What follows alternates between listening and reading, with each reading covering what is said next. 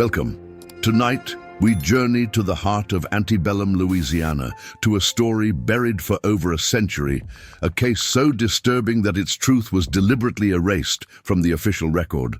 We will explore the macabre mystery of the Bellamy family, a story that begins in 1848, in the suffocating grief of a prominent widow who lost her only daughter.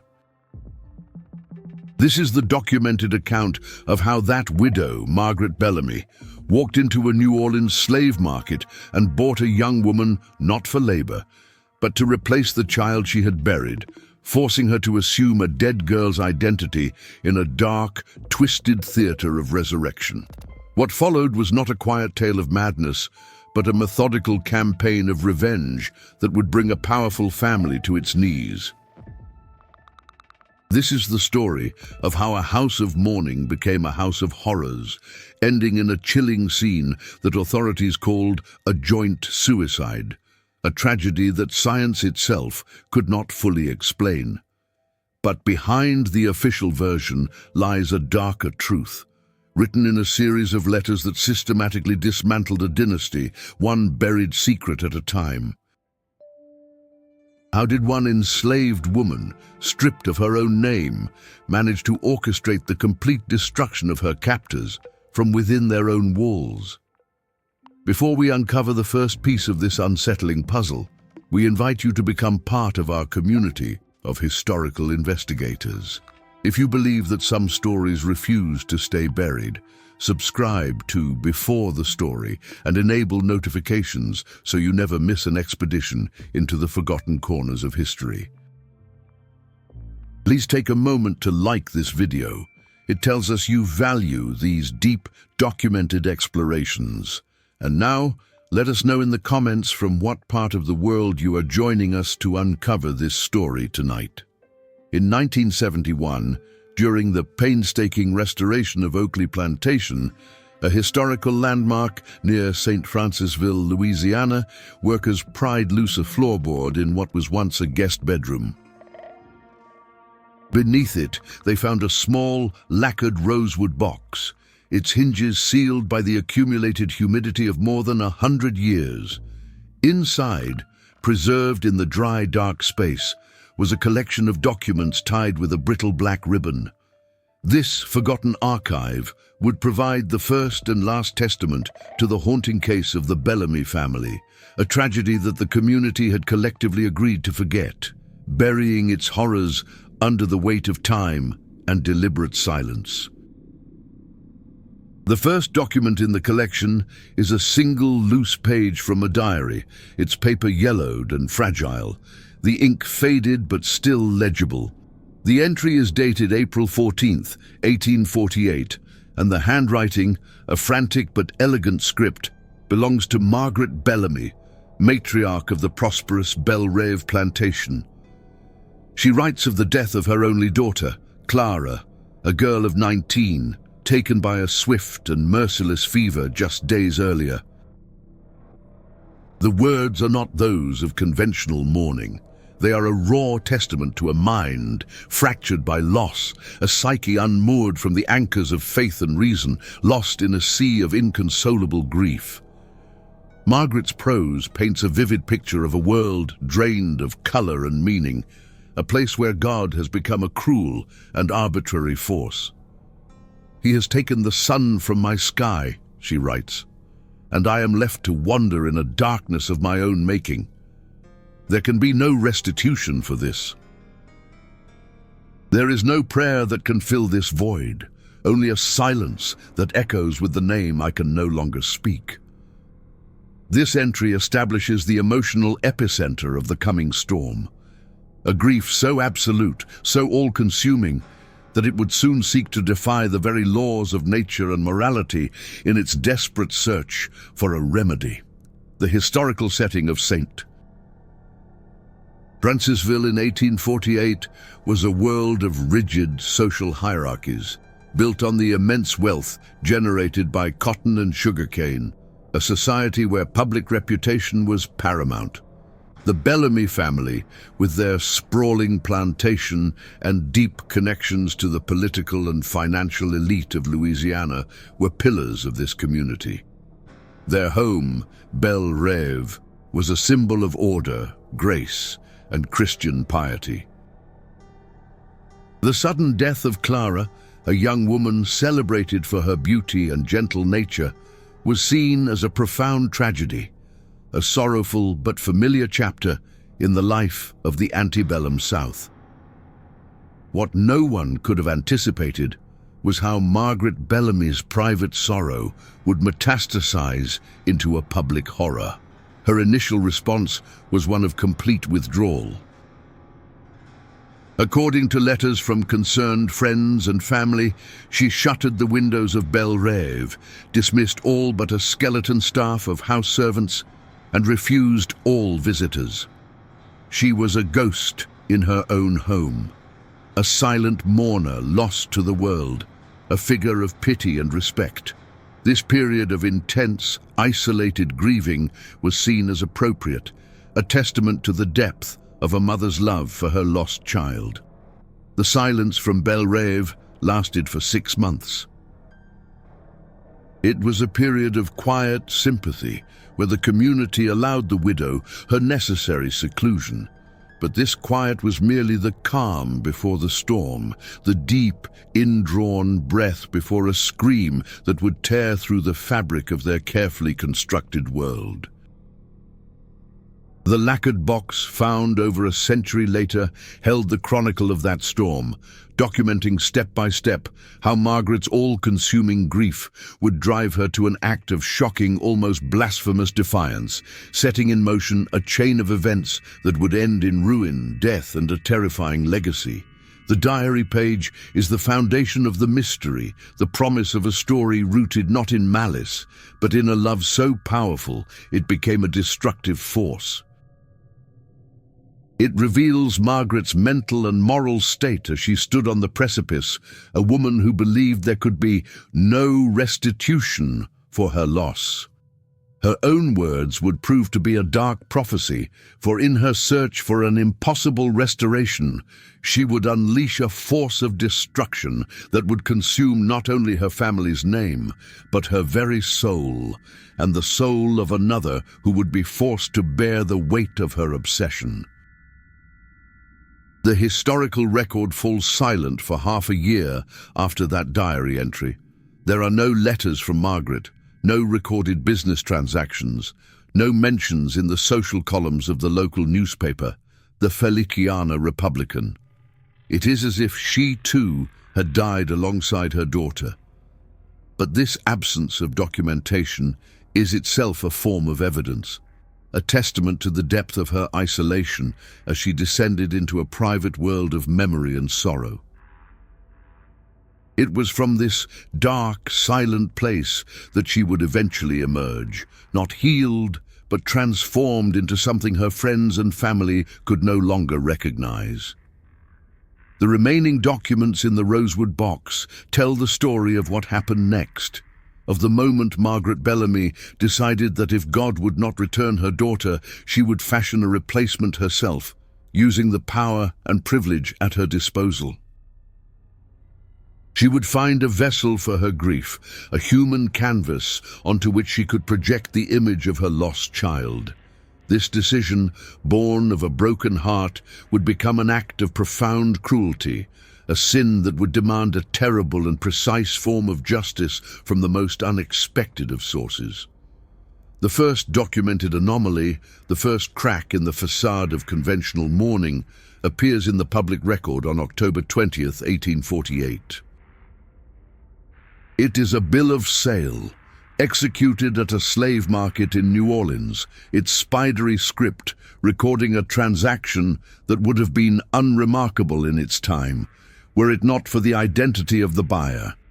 The document confirms the purchase of an unnamed octoroon girl, age estimated at 18, by Mrs. Margaret Bellamy of St.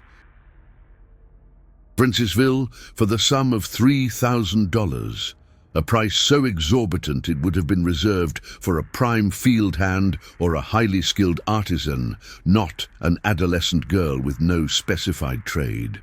This purchase marks Margaret's re-emergence into the world, but it is an act that immediately raises questions among her peers. A letter from her sister, Eleanor Vance, residing in Baton Rouge, written just a week after the auction, records the event with a mixture of shock and profound unease. The letter, preserved in the Vance family archives, is the first eyewitness account of the girl who would be brought to Belle Reve. "Margaret has returned to us," Eleanor writes, "but not as herself. She has acquired a new servant, a girl she calls Nora, and the resemblance to our dear lost Clara is so complete it borders on the profane." Eleanor's letter lingers on the chilling details of the resemblance. The girl's height, her slender build, the shade of her fair hair, the delicate line of her jaw, all were a near-perfect mirror of the deceased Clara Bellamy. It was, Eleanor writes, as if a portrait of her niece had stepped down from its frame. Yet, she notes one crucial, dissonant detail that shatters the illusion. "It is only her eyes that betray the artifice," she observes. Clara's were the color of a summer sky. This girl's are dark, watchful, and hold a depth of knowledge that no girl of her age should possess. They are the eyes of an old soul. In her correspondence, Eleanor attempts to rationalize her sister's bizarre and extravagant purchase. She attributes it to a prolonged and severe melancholia, a common diagnosis for women of the era suffering from what would today be recognized as severe depression. She theorizes that Margaret, in her grief, has sought out a girl who reminds her of Clara as a comforting presence, a living memento of her lost child. "We must be patient with her," Eleanor advises her husband. "Her mind has been wounded by sorrow, and this is merely a symptom of her affliction. In time, this strange fixation will pass." But the anomaly was not merely the purchase itself, it was the secrecy and suddenness of the act. Margaret had traveled to New Orleans without informing her family, a journey of over 80 miles, undertaken alone. She had attended the auction, a place of brutal commerce rarely frequented by women of her social standing, and selected this specific girl from among hundreds of others. The event was not a whim, but a calculated mission, a deliberate and focused act that contradicted the narrative of a woman lost in the fog of passive grief. The purchase was a statement of intent. The girl, Nora, enters the historical record as a ghost, a name on a bill of sale with no past and an uncertain future. No records have ever been found to indicate her origins, the plantation she came from, or the family she was taken from. She is a blank slate, a vessel whose history has been wiped clean, making her the perfect canvas for Margaret's terrible project. Her silence in these early documents is profound. She is an object, a piece of property acquired to fill a void, her own humanity completely unacknowledged by those who recorded her existence. The financial implications of the purchase were also a significant anomaly. The Bellamy estate, while substantial, was known to have been encumbered by debts left behind by Margaret's late husband. For the widow to expend such a vast sum on a single non-essential slave was an act of profound financial recklessness. It suggests that her need to acquire this particular girl transcended all rational considerations, including the long-term solvency of her family's estate. Her obsession had already begun to demand a price far greater than just money. The servants at Belle Reve, in later hushed testimonies gathered by census takers and folklorists, would remember the day Nora arrived. They spoke of a strange silence falling over the house as the girl stepped out of the carriage, her face a pale, beautiful mask. They recalled how Margaret Bellamy, who had not been seen smiling since her daughter's death, had looked upon Nora with an expression not of kindness, but of intense possessive hunger. It was the look of a collector who had just acquired a priceless, long-sought artifact. Eleanor Vance's letter, despite its attempt at a rational explanation, ends on a note of deep foreboding. "I fear for my sister," she concludes. "I fear she has not found a comfort for her grief, but has instead invited a living shadow into her home. When I looked at that girl, I felt as if I were seeing a ghost, but I could not be certain if it was the ghost of the one who was gone or the one who had just arrived." Her words would prove to be tragically prophetic, for the arrival of Nora at Belle Rêve was not the end of a tragedy, but the beginning of a far darker and more macabre chapter. In the months following Nora's arrival, the transformation of Belle Rêve from a house of mourning into a morbid theatre of restitution is meticulously documented in the estate's own records. The household ledgers for late 1848 and early 1849, now held at the Louisiana State Archives, show a series of extravagant expenditures that paint a chilling picture of Margaret Bellamy's escalating obsession. Entries detail payments to a renowned Parisian seamstress, Madame Dubois, summoned from New Orleans, for the sole purpose of tailoring Clara Bellamy's entire wardrobe, dozens of silk gowns, riding habits and morning dresses to fit Nora's identical frame. The project of transformation, however, extended far beyond clothing. A report from a visiting physician, Dr. Alistair Finch, dated January 1849, records his growing concern for Margaret's mental state. Summoned under the pretense of treating a minor household ailment, Dr. Finch was instead led to the grand parlour, where he was formally introduced to a young woman, Mrs. Bellamy, called Clara, insisting she had made a miraculous recovery from her illness. The doctor's private notes describe the girl as utterly silent, her eyes downcast, and notes that she moved with a haunting, practiced grace, as if performing a role she had been forced to memorize. The servants' testimonies collected years later provide a glimpse into the psychological terror that permeated the household during this period. They described a rigid and brutal regimen of instruction. Nora was forced to spend hours each day in the music room, practicing Clara's favorite piano pieces until her fingers were raw. She was drilled on Clara's handwriting, compelled to copy her deceased daughter's letters and diary entries for hours on end, with any deviation in style or form met with severe punishment. Margaret, it was said, was not merely teaching Nora to mimic her daughter. She was attempting a complete transference of identity. The enforcement of this delusion extended to the entire staff. A housemaid named Celeste was reportedly dismissed without references, an act that condemned her to a life of hardship for the simple transgression of referring to Nora by her own name in Margaret's presence. From that day forward, the servants understood the new rule of the house. Nora was gone. There was only Clara. To speak the name Nora was to challenge the widow's fragile reality, an offense that would not be tolerated. The house became a place of whispered truths and spoken lies, a collective performance maintained by fear. This period also saw the systematic erasure of any object that might contradict the illusion.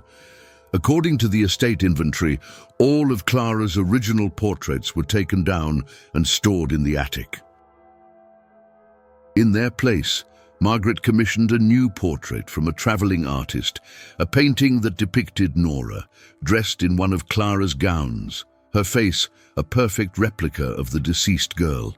But with the artist having been instructed to paint her eyes a startling celestial blue, Margaret was not just replacing her daughter, she was correcting the one flaw in her replacement, perfecting the illusion on canvas. The psychological pressure on Nora must have been immense, yet the historical record contains no direct account of her emotional state during this time. She is a silent figure, a reflection in the mirror of Margaret's madness. The servants described her as quiet and compliant, her movements precise and her expression unreadable. She played her part perfectly, so much so that some began to whisper that the girl had no soul of her own, that she was merely an empty vessel that the widow was filling with the memories and mannerisms of the dead. Dr. Finch made one final attempt to intervene. In a letter to Eleanor Vance, he expressed his grave concerns, describing Margaret's condition as a monomania of a most dangerous sort. He recommended that Margaret be removed from the isolation of the plantation and placed under professional care in New Orleans.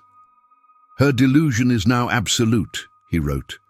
"She is living with a ghost of her own creation, and I fear for the well-being of the girl who has become the object of this terrible fixation. She is a prisoner in a gilded cage, and I cannot guess at the toll this performance is taking on her spirit." The house staff, trapped within this suffocating drama, developed their own coping mechanisms. They spoke of Nora only in hushed tones, in the privacy of the slave quarters, referring to her as La Revenante, the one who has returned. They observed her silent, graceful movements, her perfect mimicry of a girl she had never known, and they saw not a person, but a haunting. They knew that something profoundly unnatural was taking place within the walls of Belle Rêve, a violation of the sacred boundaries between the living and the dead. Eleanor Vance's response to Dr. Finch's letter was one of helpless resignation. "What can be done?" she wrote back. "To challenge Margaret now would be to shatter her completely. We must pray that this fever of the mind breaks on its own." But the fever would not break. It was intensifying, preparing for its final destructive stage. The foundation of the Bellamy family's dark secret was now firmly in place, a stage set for a tragedy far more complex than a simple case of a mother's madness.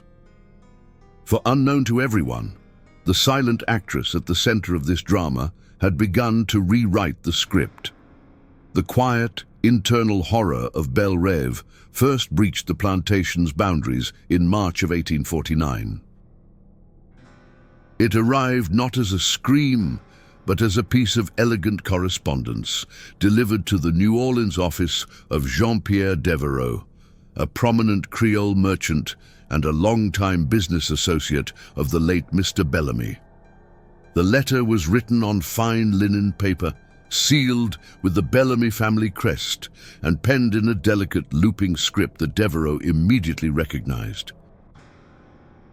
It was the unmistakable handwriting of Clara Bellamy, a young woman he had known since her childhood and who he knew to have been in her grave for nearly a year. The letter's content was, on the surface, innocuous. It was a note of polite remembrance, recalling a pleasant conversation about a past business venture, a shared investment in a shipping company. Yet, nestled within the nostalgic prose was a single jarring detail. The letter referred to a sizable debt that Mr. Bellamy had allegedly forgiven Devereaux, a fiction that Devereaux knew to be untrue. It was a subtle, almost careless error, but one that transformed the letter from a strange memento into a deeply unsettling anomaly that demanded an explanation. Devereaux's confusion is palpable in a letter he wrote to his lawyer days later, a copy of which was preserved among his business papers. "I have received a letter which purports to be from the late Clara Bellamy," he wrote, enclosing the original document. "The penmanship is, to my eye, a perfect match for her own. Yet the content is nonsensical. It speaks of a forgiven debt, which was, in fact, paid in full 3 years ago. What am I to make of this spectral correspondence?" His words convey the disorienting clash between the tangible evidence in his hand and the impossible reality it suggested. After consulting with his legal counsel, Devereux formulated the first rational hypothesis for the strange events. His conclusion, as outlined in his notes, was that the letter was not from the dead, but from the living. He theorized that the grieving widow, Margaret Bellamy, had begun to forge her daughter's handwriting. "It is my belief," he concluded in his formal summary of the matter, "that the widow Bellamy, in her profound and pitiable madness, is now meddling in her late husband's affairs, using her daughter's hand to rewrite a history she does not fully comprehend. This is a matter of profound delicacy. This hypothesis, while logical, was a crucial misdirection. It framed the unfolding drama as the tragic but ultimately contained madness of a single, grief-stricken woman." The horror was seen as psychological, a private delusion that was beginning to spill into the public sphere. Devereux and his associates saw Margaret as the sole agent of this strange affair, a figure to be managed with a mixture of condescension and pity. They failed to consider the presence of another mind, another hand, at work within the shuttered rooms of Belle Rêve.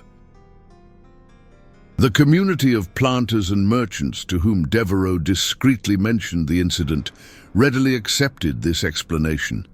It was a comfortable one. It allowed them to view the situation at Belle Rêve as a tragedy, but not a threat.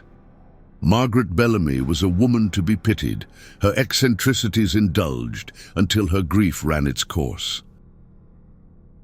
No one questioned how a woman supposedly lost in a fog of sorrow had managed to replicate her daughter's handwriting with such flawless precision, or why she would choose to meddle in a long-settled business account. The focus on Margaret's presumed insanity completely obscured the quiet, diligent work of the woman she called Clara. While the men of St. Francisville and New Orleans were diagnosing the widow's madness, Nora was spending her days in the library at Belle Rêve, poring over the late Mr. Bellamy's business ledgers and Clara's extensive personal correspondence. She was not just an actress in a morbid play. She was a meticulous researcher, a student of the Bellamy family's history, studying their triumphs, their alliances, and most importantly, their hidden sins. Devereux's decision was to handle the matter with quiet discretion. He wrote a polite but firm letter to Margaret, acknowledging the memento he had received, but gently correcting the factual error regarding the debt. He advised her that her late husband's affairs were all in perfect order and required no further attention. He believed he had put a stop to the matter, containing the widow's delusion before it could cause any real damage. He could not have known that his response would be seen not as a deterrent, but as a confirmation that her weapon had found its mark. The first letter was a test. It was a carefully calibrated probe, designed to gauge the reaction of the world outside Belle Rêve. It confirmed for Nora that her forgeries were perfect enough to be believed, and that the society of powerful men who controlled her world were predisposed to see a woman's actions as hysteria rather than strategy. With this knowledge, she could now begin her true work. The first hypothesis was wrong, and this fundamental miscalculation would allow her campaign of silent intellectual warfare to proceed undetected toward its devastating conclusion. Following the initial test, the flow of letters from Belle Rêve became a steady, deliberate current, each one a perfectly crafted instrument designed to exploit the hidden fractures within the granite facade of St. Francisville society.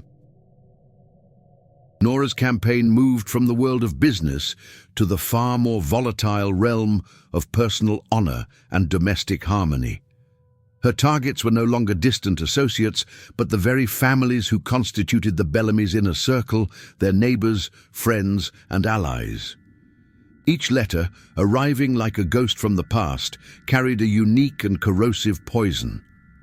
In April of 1849, a letter in Clara's hand arrived at the home of the Fortier family, whose plantation adjoined Belle Rêve. The letter was addressed to the matriarch, Isabelle Fortier, and reminisced about a garden party from the previous summer. Woven into the pleasantries, however, was a seemingly innocent observation about how much time her husband, a respected parish judge, had spent in conversation with a visiting cousin from Charleston, a young unmarried woman. The insinuation was subtle, almost imperceptible, but in a society governed by strict codes of propriety, it was enough to plant a seed of poisonous suspicion. A month later, the family's banker in Baton Rouge, Mr. Theodore Croft, received a letter. This one, again written in Clara's flawless script, was a note of thanks for his past financial guidance. It contained a casual, offhand reference to her father's discreet private loans and his wisdom in keeping certain assets hidden from public ledgers to protect the family from unforeseen creditors. The letter was a masterpiece of ambiguity, containing no specific accusation, but its implications of financial impropriety and hidden insolvency were clear and deeply unsettling to a man whose profession depended on absolute trust and transparency. The social fallout from this silent epistolary assault is chronicled in the parish records and the private correspondence of the time. The long-standing friendship between the Bellamy and Fortier families, an alliance that had endured for 2 generations, abruptly ended. Judge Fortier, a man known for his stern public morality, found his reputation clouded by whispers of infidelity. The banker, Theodore Croft, quietly began to review the Bellamy accounts with a new, more critical eye, his trust in the family's stability irrevocably shaken. The letters created a web of suspicion and mistrust that spread through the community like a contagion. A note to the local pastor hinted at a secret baptism, suggesting a child born out of wedlock to a prominent family. A letter to the head of the local Masonic lodge mentioned a secret blackballing, turning one powerful man against another. Nora's strategy was not one of direct attack, but of slow, methodical erosion. She was not burning bridges. She was dissolving the mortar that held them together, using the community's own secrets as her solvent. As a direct result, Margaret Bellamy, once a respected if pitied figure, found herself a social pariah. Invitations to dinners and church socials ceased. When her carriage passed through town, former friends would turn away, their faces cold and impassive. She was an outcast, ostracized for the scandals her daughter's ghost was now spreading. The irony was devastating. Margaret, in her attempt to resurrect her daughter, had succeeded only in destroying the social world that her family had spent generations building. Her isolation, however, only deepened her dependence on Nora. Trapped within the walls of Belle Rêve, with only the silent, dark-eyed girl for company, Margaret's delusion intensified. The servants reported that she began to have long, one-sided conversations with Clara, confiding in her, complaining about the cruelty and betrayal of her former friends. She was completely oblivious to the fact that the architect of her social ruin was sitting beside her, listening with a placid, unreadable expression. The social fracture also served to protect Nora. As the Bellamy name became synonymous with madness and scandal, the community's desire to look too closely at the strange happenings at Belle Rêve diminished. It was easier to simply look away, to dismiss the letters as the product of a sick mind, and to cut the family out of their lives completely. This collective act of social ostracism created the perfect shield for Nora, allowing her to continue her work from the shadows, her true role in the affair completely unsuspected by the outside world. The once grand plantation of Belle Rêve had become a lonely island, a place of exile. Margaret was now a prisoner in her own home, a queen ruling over a kingdom of ghosts and whispers with only one loyal subject. The social death of the Bellamy family was now nearly complete. All that remained was for the final mortal blow to be struck, a revelation so profound that it would move beyond the realm of social disgrace and into the dark territory of criminal justice and moral condemnation. The campaign of whispers and innuendo reached its terrifying apex in the summer of 1849. The letters, which had until now dealt in the currency of social shame and financial mistrust, escalated to an accusation of the highest order: murder. A letter, once again bearing the seal and signature of the deceased Clara Bellamy, was delivered directly to the private residence of the St. Francisville parish magistrate, a man named Henri Dubois. This document would transform the Bellamy case from a local scandal into a matter of secret, official inquiry. The letter's subject was a well-known, if tragic, event from the Bellamy family's past, a duel fought by the late Mr. Bellamy 5 years earlier. The official story, accepted by the community at the time, was that Bellamy had been forced to defend his family's honor against a rival planter, a man named Antoine Devereux, a distant cousin of the New Orleans merchant. Devereux had been killed, and the matter had been ruled a justifiable act of self-defense under the era's draconian code of honor. The letter, however, reframed this event in a stark and brutal new light. It described the duel not as a matter of honor, but as a premeditated ambush, a cold-blooded murder carried out to settle a bitter land dispute.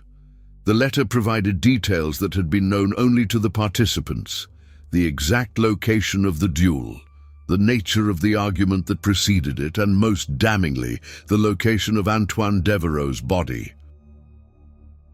It claimed he had not been given a Christian burial, but had instead been interred in an unmarked grave in a cypress grove at the far edge of the Bellamy property, his death concealed as a disappearance. Magistrate Dubois, a man known for his rigid adherence to the law, could not ignore such a specific and verifiable claim, no matter how strangely it had been delivered. His private journal, now preserved in the West Feliciana Parish Historical Archives, chronicles the moral and legal crisis this letter provoked. "I hold in my hand a letter from a dead woman," he wrote on the night he received it. "It accuses one of our parish's most esteemed late citizens of a capital crime. My reason tells me this is the work of a madwoman, yet the details it contains, they demand investigation." Under the cover of darkness, 2 nights later, Magistrate Dubois took a trusted deputy and 2 shovels and rode out to the cypress grove described in the letter. His journal entry for the following morning is terse, the handwriting tight with shock. "We found him," he wrote. "The remains were buried exactly where the letter indicated, a single shot to the back. This was no duel. This was an execution. God forgive us, we have allowed a murderer to be lauded as a hero in our midst for 5 years." The irrefutable evidence of the body confirmed the letter's core accusation. The impact of this discovery was profound. The Bellamy family's legacy was no longer merely tainted by scandal. It was now stained with the incontrovertible proof of a hidden murder. The systemic nature of the horror was now horribly clear. The letters were not the random fabrications of a troubled mind. They were the methodical, targeted revelations of buried truths, deployed with the precision of a master strategist. The mystery had shifted from who is forging these letters to a far more terrifying question: who holds the keys to every secret in this parish, and what is their ultimate goal? Dubois was now faced with an impossible dilemma. To open a public inquiry would be to posthumously try one of the parish's founding fathers, an act that would destabilize the entire social order. To ignore the evidence, however, would be a dereliction of his sacred duty. He chose a middle path, convening a secret inquiry, discreetly questioning old servants and reviewing land deeds, trying to unravel the conspiracy of silence that had protected the Bellamy family for so long. The authority of the name was beginning to crumble under the weight of its own sins. This irrefutable proof of the letter's veracity sent a shockwave of fear through the community's elite. Those who had received their own ghostly letters now had to confront the terrifying possibility that the secrets they contained might also be true. The letters were no longer just whispers from the grave.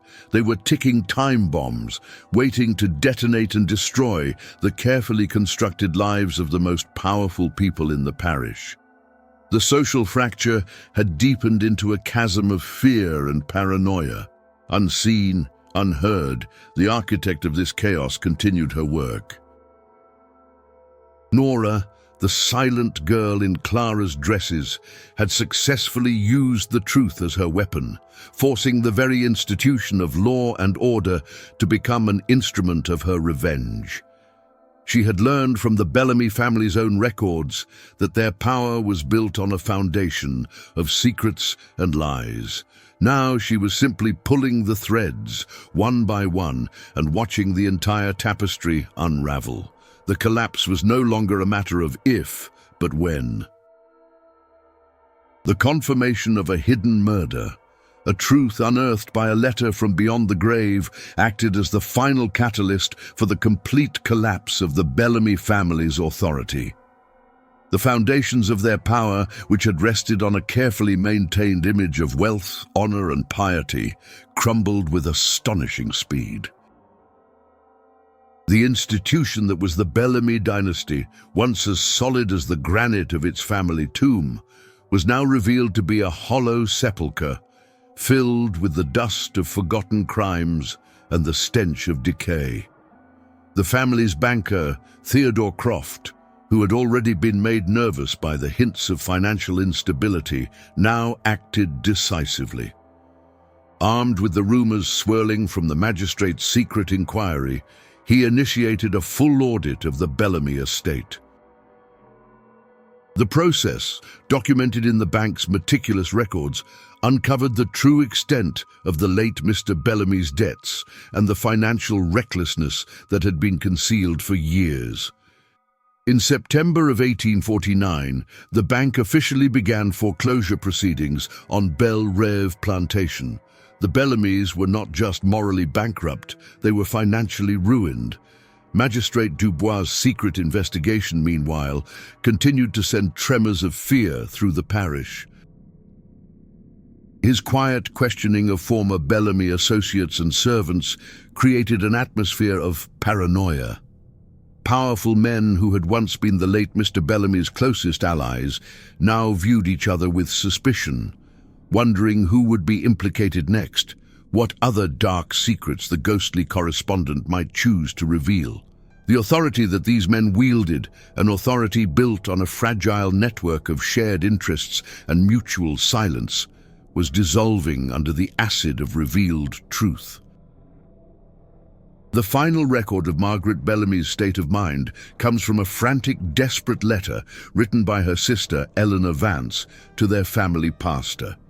The letter, discovered among the church's archives, describes a final visit to Belle Rêve in late September. Margaret is a prisoner in her own home, Eleanor wrote, haunted by ghosts of her own making. She speaks of a curse, of the spirit of her late husband walking the halls at night, punishing her for some unknown transgression. She is completely consumed by this paranoia, unable to see the truth of her situation. Eleanor's letter paints a chilling picture of Margaret's final days. She was surrounded by the evidence of her ruin, the foreclosure notices, the cold silence from her former friends, the palpable fear in her servants' eyes, yet she was completely blind to the true source of her suffering. And all the while, Eleanor continued, that silent, watchful girl sits beside her, her perfect, placid companion. Margaret confides in her, weeps on her shoulder, completely unaware that she is embracing the very serpent that has poisoned her world. The girl says nothing. She merely watches and waits. The collapse of authority was not just external, it was internal. The house staff at Belle Reve, who had for months lived in a state of terrified compliance, now began to act with a new, subtle autonomy. The rigid discipline of the household slackened. Duties were performed, but the air of fearful reverence for the mistress of the house was gone. They, too, were watching and waiting, sensing that the unnatural order of things was nearing its end. They understood, perhaps better than anyone, that a final, terrible reckoning was at hand. In this atmosphere of decay and impending doom, Margaret's delusion became her only sanctuary.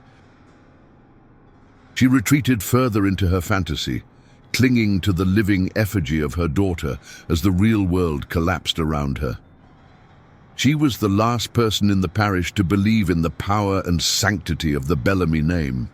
Everyone else now knew it was a hollow shell, a name that stood not for honor, but for murder, debt, and a profound, all-consuming madness. The official institutions that had once protected and upheld the Bellamy family were now the instruments of their destruction.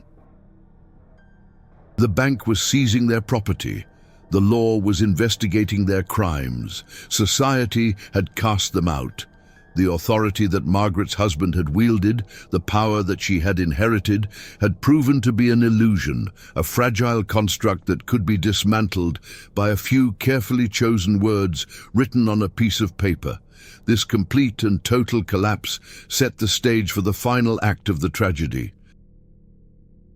With their name destroyed and their fortune gone, there was nothing left for Margaret Bellamy to hold on to except her delusion. And there was nothing left for Nora to do but to bring the curtain down on her macabre performance. The authority of the masters had been broken. Now, the final authority, the power over life and death, would be claimed by the slave. The deepest and most horrifying secret of the Bellamy case was not discovered in a hidden journal or an unmarked grave. It was found nearly a century after the tragedy, concealed in plain sight within the very text of Nora's most masterful forgeries. In 1948, a scholar at Tulane University, Dr. Evelyn Reed, was studying the surviving letters as part of her research into the social history of antebellum Louisiana. She was examining a letter sent by Nora, in Clara's hand, to the family physician, Dr. Finch, ostensibly providing a detailed account of Clara's final illness for his records. The letter was a masterpiece of deception. It was filled with the kind of specific clinical details that a concerned mother would have noted, describing the progression of her daughter's sickness with heartbreaking precision. It spoke of headaches, waves of nausea, a persistent fatigue, and a strange metallic taste that Clara had complained of in her final days. The letter was so convincing that it had been accepted at the time as a tragic but straightforward account of Clara's death from yellow fever, the cause of death listed on her official certificate. Dr. Reed, however, was not only a historian, she had a keen interest in historical medicine. As she read the list of symptoms, she recognized a disturbing pattern, a clinical picture that did not align with the violent, acute onset of yellow fever. The symptoms described in the letter, the gradual wasting away, the gastrointestinal distress, the peculiar metallic taste, were, she realized, the classic textbook signs of something far more sinister: slow, methodical arsenic poisoning, administered over a period of weeks or even months. This discovery of a hidden medical source, encoded within the lines of a forged letter, profoundly reframed the entire narrative.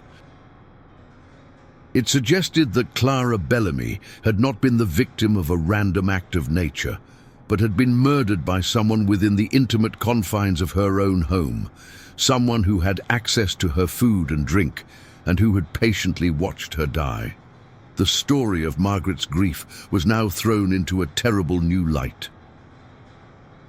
Had her sorrow been born not just of loss, but of a monstrous hidden guilt? The implication was almost too horrific to contemplate: that Margaret Bellamy, the grieving mother, may have been her own daughter's killer.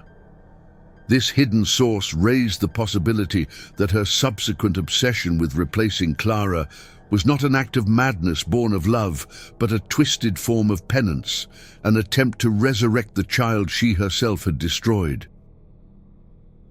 It would explain the sheer, all-consuming force of her delusion, a psychological mechanism to escape an unbearable truth. This reinterpretation of the evidence also shed new light on Nora's campaign of revenge. It suggested that upon her arrival at Belle Rêve, through listening to the hushed gossip of the servants, or perhaps by discovering some hidden piece of evidence herself, Nora had unearthed the truth of Clara's death. Her meticulously planned destruction of the Bellamy family was therefore not just a response to her own enslavement, but a precise and terrible act of justice for the murdered girl whose identity she had been forced to assume.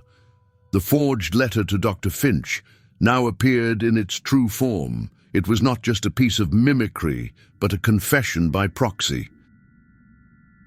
Nora, writing as Clara, was describing her own murder, encoding the truth in a clinical language that she knew would not be understood in her own time, but which would remain in the historical record, a silent time bomb waiting for a future generation to discover and interpret. It was an act of breathtaking intellectual audacity, a message sent across a century. This hidden source is the dark heart of the Bellamy mystery. It elevates Nora from a clever avenger to an agent of a profound, almost cosmic justice. She was not just settling her own account, but the account of the dead girl whose life had been stolen.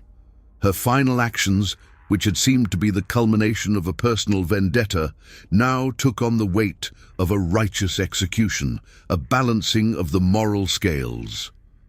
The question of who murdered Clara Bellamy is never explicitly answered in the historical record. The evidence is circumstantial, pointing a silent, accusing finger at Margaret, but the ambiguity is part of the story's enduring power. The discovery of this hidden source confirms that the decay at the heart of the Bellamy family had begun long before Nora's arrival. She was not the cause of the rot, she was merely the catalyst that exposed it to the light. The final phase of the Bellamy tragedy is heralded not by a frantic letter or a shocking revelation, but by a single, cold, and methodical entry in a public document. It is a page from the daily sales ledger of a St. Francisville apothecary, dated October 2nd, 1849. The ledger, a dry bureaucratic record of commerce, documents the mundane transactions of the day: the sale of laudanum for a toothache, of quinine for a fever, of various herbs and tinctures. And then there is one final chilling entry. The record shows the sale of a significant quantity of arsenic, an amount far exceeding what would be needed for any common household purpose. The reason for the purchase, as noted by the apothecary, was rat control, a plausible if somewhat unusual justification for such a large quantity. But it is the signature in the ledger that transforms this mundane transaction into a document of profound historical significance.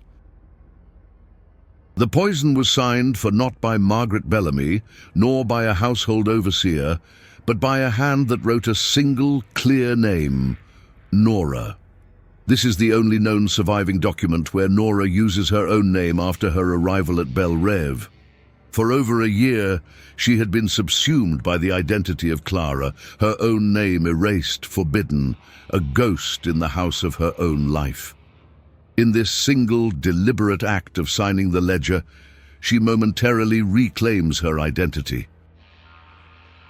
It is a gesture of chilling, sovereign agency, a declaration of selfhood, at the precise moment she is preparing to enact her final, self-annihilating performance.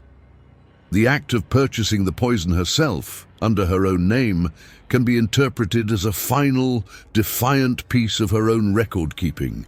She knew the ledger would remain, a piece of public evidence that would one day be scrutinized. By signing her own name, she was separating herself for one brief, crucial moment from the identity she had been forced to wear.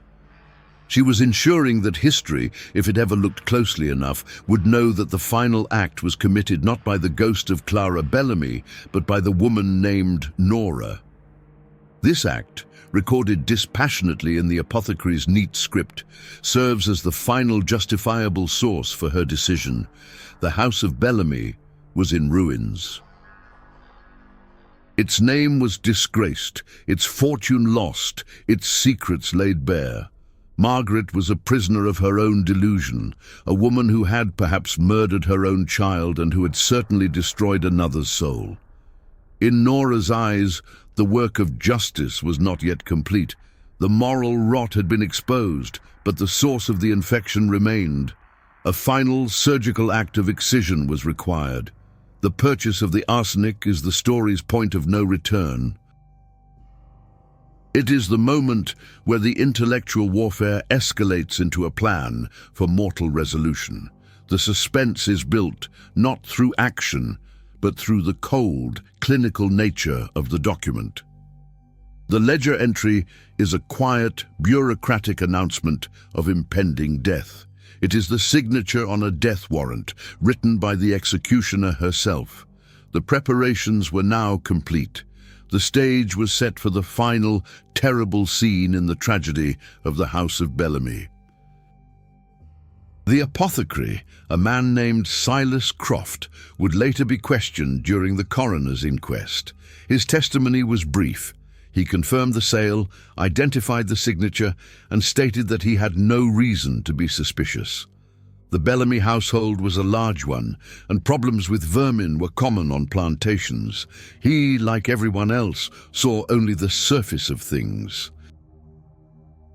He could not have known that he had just sold the instrument for the final act of a drama that had been playing out in secret for over a year. This document, in its stark simplicity, justifies the final action from Nora's perspective. She had used the Bellamy family's own secrets to destroy their world. Now she would use the world's most common tools, poison and a teacup, to end their story. It was an act that would ensure the secrets of Belle Rêve would be buried forever, along with the two women who were now inextricably bound together by a shared, tragic identity. The cold, hard fact of the ledger entry stands in stark contrast to the emotional chaos of Margaret's diary or the manipulative elegance of the forged letters. It is a document of pure, unadorned intent.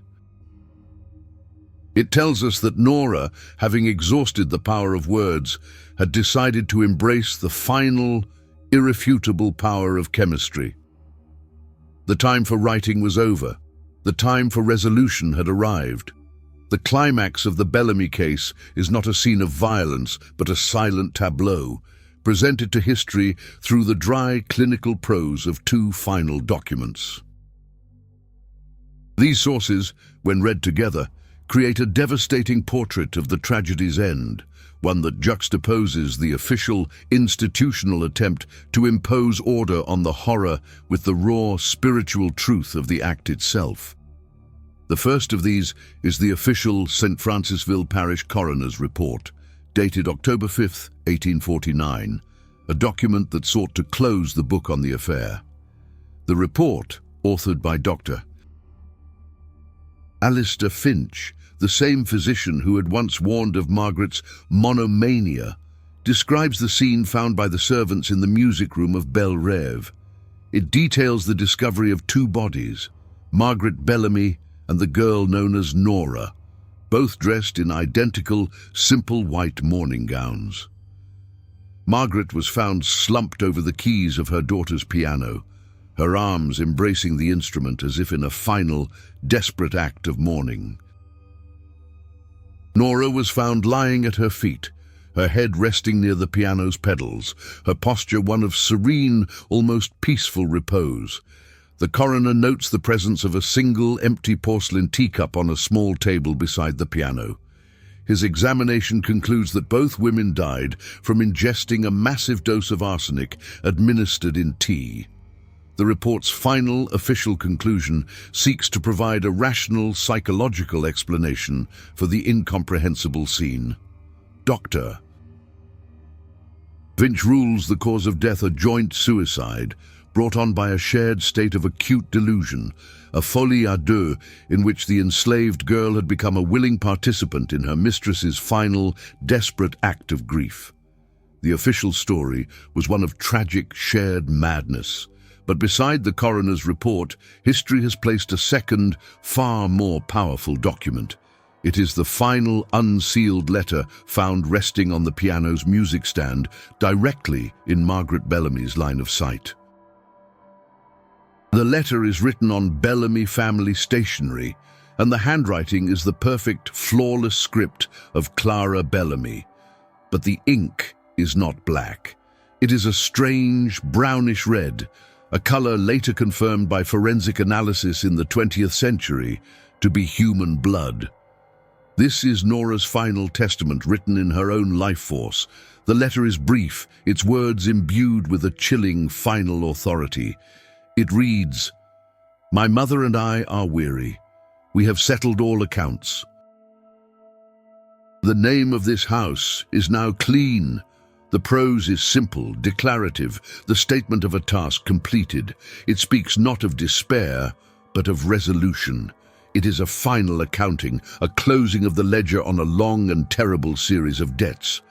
The horror of the letter lies in its calm, almost serene finality, the voice of a justice that has found its satisfaction. But it is the signature that delivers the story's final, devastating blow." The letter is not signed Nora, the name of the avenger reclaiming her identity. It is not left unsigned, an anonymous act of defiance.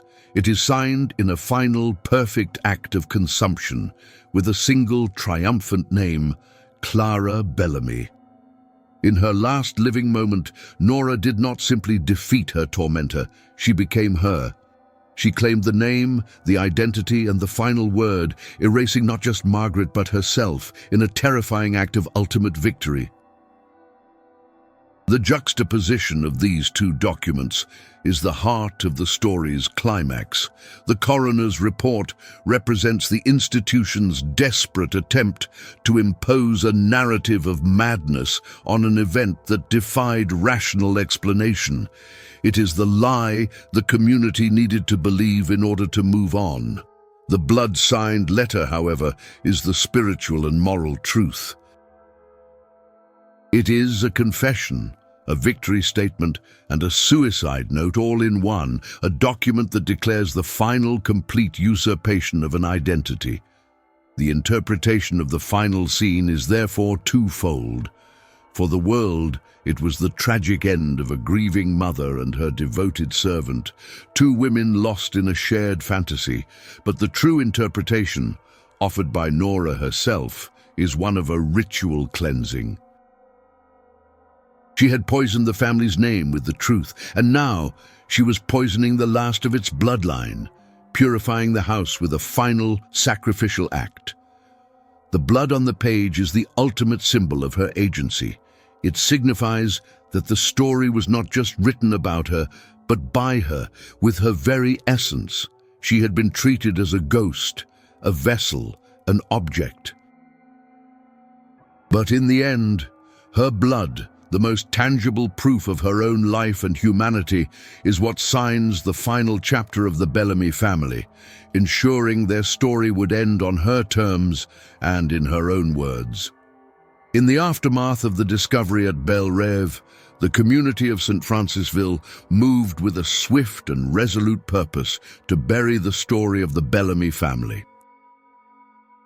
The official narrative of a tragic, joint suicide was widely accepted, as it provided a convenient and non-threatening explanation for the disturbing events, allowing the parish to close a chapter that had become a source of profound social and moral anxiety.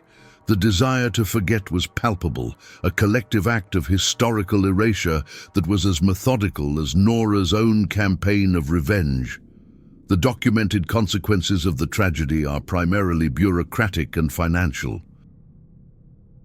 A brief, sanitized article appeared in the October 12, 1849, edition of the Feliciana Republican, reporting on the Bellamy tragedy and attributing it to the profound and lingering grief of the widow.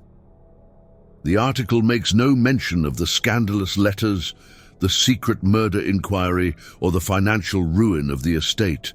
It is a masterpiece of public relations, designed to restore a sense of order and decorum to a community that had been pushed to the brink. Auction records from December of 1849 detail the final, ignominious end of the Bellamy dynasty. The entire contents of Belle Rêve plantation, its fine furnishings, its livestock, its vast library, and its 78 remaining enslaved men, women, and children, were sold at public auction to satisfy the family's now exposed debts. The name Nora, which had appeared once in the apothecary's ledger, vanishes completely from all official records. As far as history was concerned, she had never existed. She was a ghost, a footnote in a madwoman's story, successfully erased. Belle Rêve itself was purchased by a consortium of New Orleans investors who subdivided the land, selling it off in smaller parcels. The grand house fell into disrepair and was eventually dismantled in the 1870s, its materials used to build smaller, more modest farmhouses. The physical symbol of the Bellamy family's power and prestige was literally wiped from the Louisiana landscape, its history scattered to the winds. The community had successfully torn down the stage on which the terrible drama had played out, but while the official record was sanitized, the story itself refused to die completely. It survived in the one place where the official history held little sway, in the oral traditions and folklore of the local population, particularly among the formerly enslaved community and their descendants. For generations, the story of the Bellamy house was told not as a tale of madness, but as a cautionary tale of justice, a story of a quiet, dark-eyed girl who had brought down a great house from within. Local legend preserved a different version of the haunting. It was said that the land where Belle Rêve once stood was cursed, and that on quiet, moonless nights you could sometimes see a light in the window of a long-vanished house. The ghost that haunted the property, however, was not the gentle spirit of the fair-haired Clara Bellamy. It was the ghost of a silent, watchful girl with dark eyes, a spirit who, it was said, would appear to those who harbored dark secrets, her silent gaze a terrifying promise of an inevitable reckoning. This local legend represents the story's true legacy. While the official history chose to remember a story of female hysteria, the folk memory preserved a narrative of female power, of quiet, intellectual resistance, and of a justice that operated outside the laws of men. Nora's name may have been erased from the documents, but her spirit, the essence of her act, was woven into the very fabric of the local mythology, a permanent, unsettling presence in the landscape. The very act of forgetting became a part of the story's history. The deliberate silence in the official records, the sanitized newspaper reports, the community's collective agreement to look away, all of these are a testament to the profound and unsettling power of the truth that Nora had unleashed. Her story was so threatening to the established order that the only way for that order to restore itself was to pretend she had never existed at all. In the end, Nora achieved a different kind of immortality. She did not survive in the pages of history books or in the names on a family tree. She survived as a whisper, a ghost story, a local legend, a form of memory that is perhaps more resilient and more powerful than any official document. Her legacy is a testament to the idea that some stories, no matter how deeply they are buried, will always find a way to be told. The story of Margaret Bellamy and the enslaved woman known as Nora is more than just a forgotten macabre tale from the American South. It is a chilling case study in the dynamics of power, the nature of identity, and the terrifying potential of subversive resistance. Pieced together from a fragmented archive, it reveals a narrative that challenges our conventional understanding of the master-slave relationship, presenting a rare, documented case of intellectual warfare waged by the oppressed from within the very heart of the oppressor's world. It is a story of a psychological crime and a spiritual form of justice. Nora's campaign was a masterclass in asymmetrical warfare. Stripped of her name, her freedom, and her own history, she was left with only one weapon: her mind. She understood that the power of the planter aristocracy was built not on physical force alone, but on a carefully constructed facade of honor, reputation, and a shared, unspoken agreement to conceal inconvenient truths. Her genius was in realizing that this facade was their greatest vulnerability. She did not attack the fortress walls. She poisoned the well from which the fortress drew its strength. Her use of Clara Bellamy's identity was not merely a tool of deception, it was a profound act of symbolic appropriation. She took the most cherished symbol of the Bellamy family, their perfect innocent daughter, and transformed it into the instrument of their destruction. Every letter she wrote was a violation, a desecration of their memory, a turning of their own love against them. It was a form of revenge, so intimate, so psychologically precise, that it left no room for defense. The Bellamys were not defeated by an external enemy, but consumed from within by their own ghost. The final piece of evidence in this unsettling case offers the most telling measure of its impact on the community's psyche. An analysis of the parish birth registries for St. Francisville and the surrounding areas reveals a startling statistical anomaly.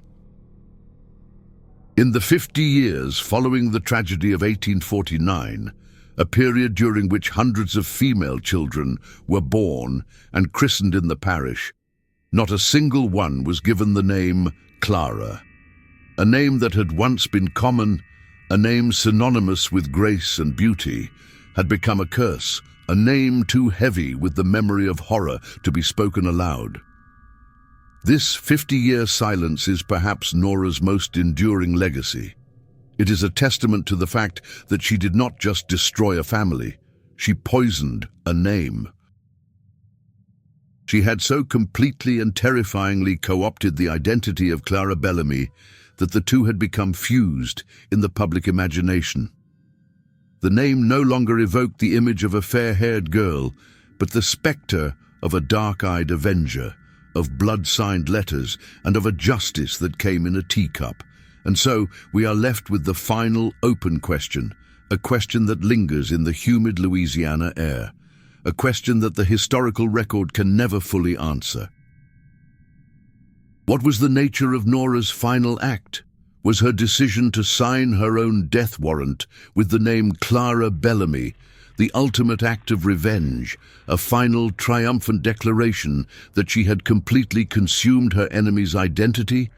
Or was it the ultimate tragedy, the final consummation of her own erasure, the moment where the performance became reality and she truly and fatally became the ghost she had been forced to play?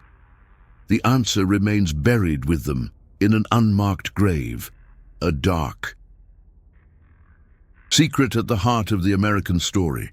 The official records called it a tragedy, the local legends called it a haunting, but the evidence suggests it was an execution. Some stories are not meant to give us peace. They are meant to remind us that the archives are full of ghosts, still waiting for their true names to be spoken. If you believe these voices deserve to be heard, join us at Before the Story.